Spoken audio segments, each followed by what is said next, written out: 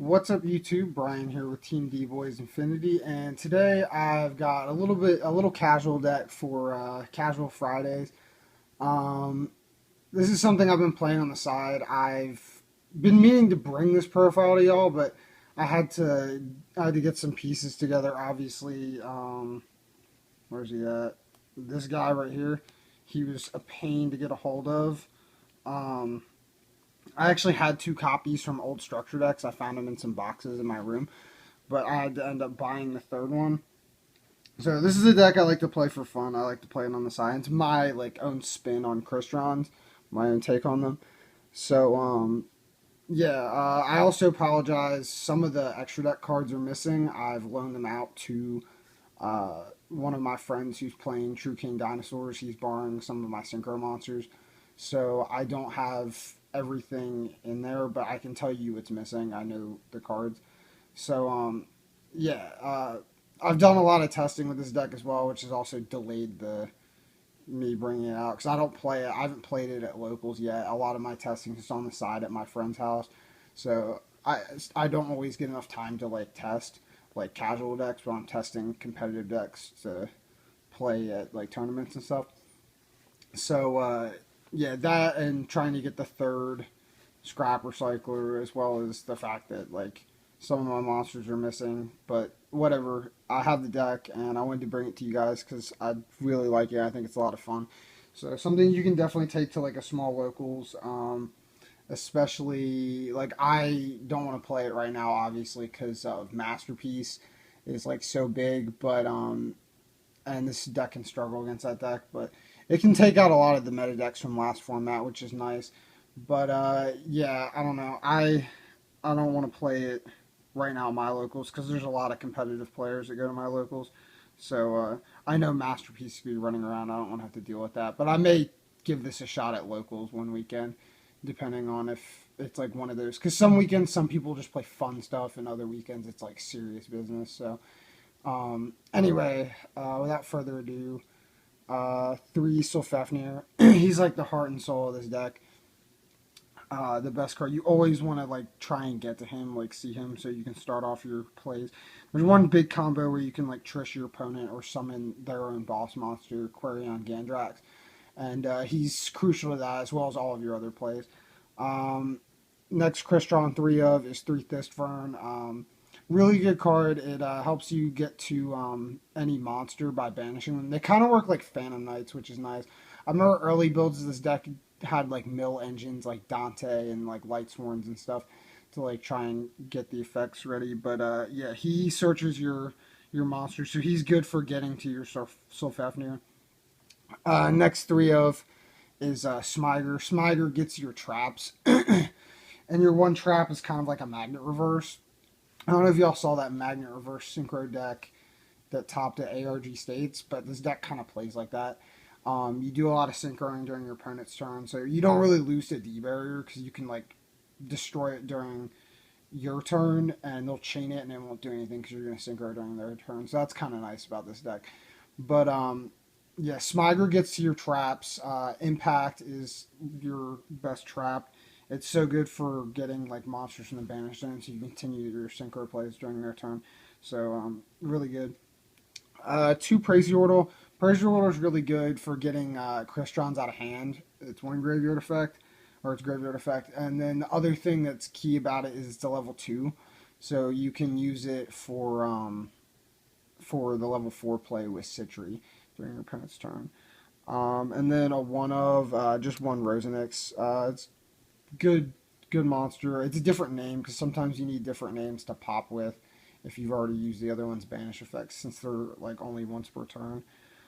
For the tuners, play 2 Citry. You really don't need 3. It can get kind of clunky if you have them in your hand. They can be extra fodder for Sulfafnir at worst if you did play 3 and opened up with 1, because you don't really want to normal summon her. You usually want to bring her out of the deck and then you have a guy set up in grave that you just pop to bring her out, so you can do synchro plays during your opponent's turn. I play 2 Quan. I don't know exactly if this is correct. I know a lot of people play 2 Ryan. I might change that over and do 2 Ryan, 1 Quan. I'm only playing 1 Ryan. Ryan's really good because you usually end up having monsters banished, and he also recycles your guys when he synchros. And then Quan's just another really good. Quan has a good level though. It's level 1. That's the one thing I really like about it. For the ancillary pieces, we run 3 Scrap Recycler. This card is key to the deck. So your key normal summon, you want to send your Sylphefnir to the graveyard so you have it live. And then to complement that, we had the one Mathematician. Mathematician can only send lower levels, so you usually send Fist for him to search the Sylphefnir directly to hand.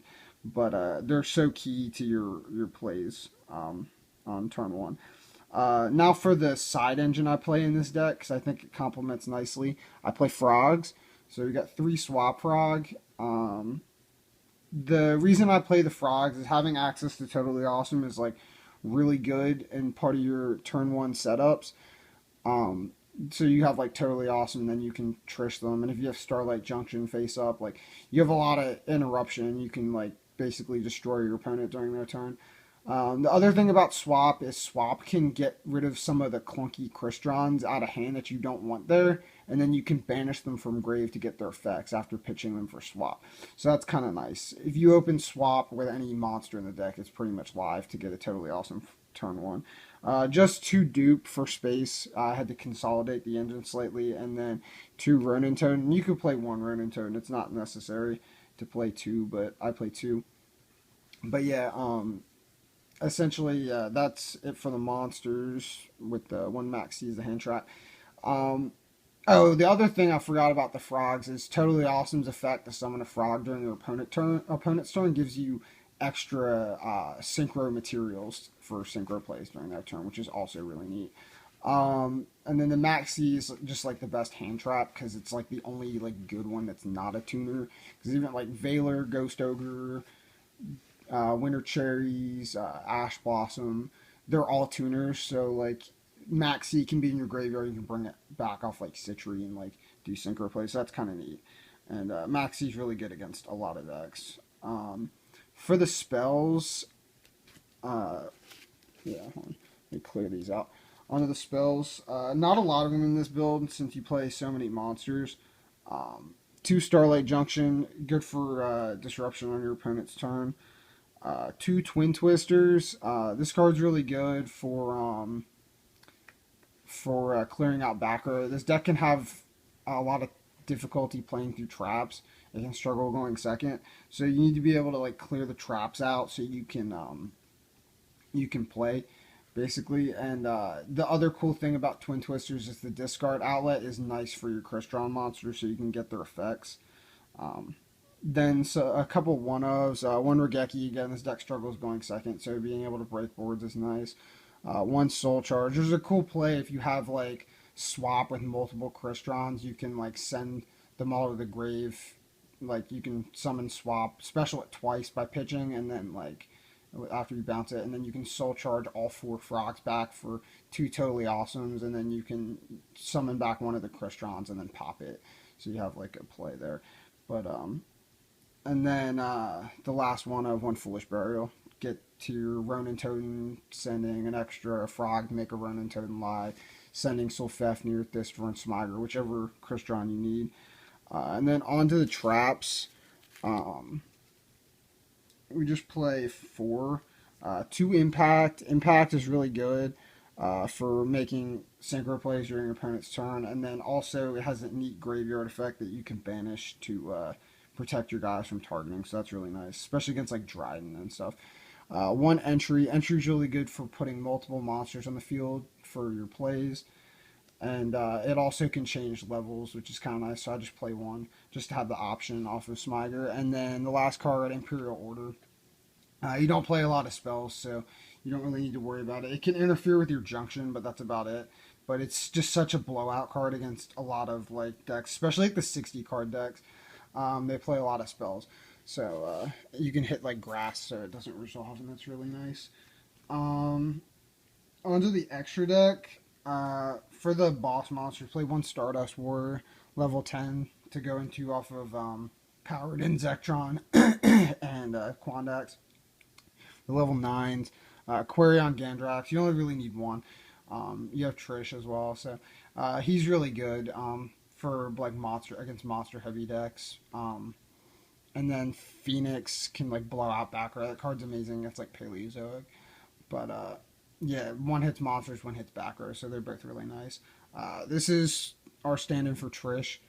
Obviously, you play him because if you need like more versatility than just Quarion Gandrax, you can make Trish usually. And then for the rest of the Crystron synchros, 1 Amatrix and 2 Quandax. Quandax is the best one, so you want to play multiples. It gets all your plays going. Then for the one of for the level 8, I play Omega. You can make Omega during your opponent's turn to rip cards, but Omega really shines being able to put back banished cards, your banished Crystron, so you can reuse them, which is kind of nice. And then for the level 7s, I play Black Rose and Moonlight Rose. Sometimes if you have like a really weak opening, all you can field is like I'll play for a Black Rose during your opponent's turn, so that you wait till they commit everything and then just Black Rose, and it's brutal. And then Moonlight Rose is also really good. Paladin Zektron, can't die, good level 6 machine, synchro. This is Chanbara. Chanbara is really good for pushing for game. And then the second level 5 I play is Oxel Synchron, just to give you more level variety, because sometimes you don't always want to go Quandax, because it won't be the right level as a 4. So Oxel Synchron as a 5. For your quick synchros, gives you differences in level. And then, last but not least, the Exceed Monster is 2 totally awesome. You only really need 2. The third one doesn't come up. So that's it for the deck profile. So let me know what you guys think of it. Leave a like if you enjoyed the video. Comment down below with any suggestions or questions. And subscribe to the channel if you haven't already. Thank you for watching.